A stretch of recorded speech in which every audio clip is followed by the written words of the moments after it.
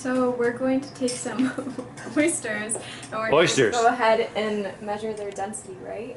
Right. So we're going to pour some water. We're thinking up to 1,000 milliliters right Okay. now, but we're gonna test that out and then put a few oysters in and see how the water rises, and then do some math, and then we'll find out the density. And this is 10. Yeah. So that's like 755, right? It's like on the. Is it on there? Yeah, 755, definitely. Yeah. Okay. Awesome. Okay.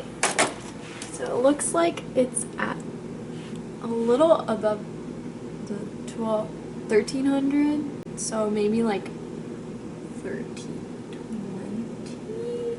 I don't know. So we're at 44 shells per whatever for the top neck? Right. The top necks are about, you need about 44 shells to get a kilogram of CO2. Very cool. And then 51 for the little guys, or the medium guys, and then that is... For the little ones, about 100.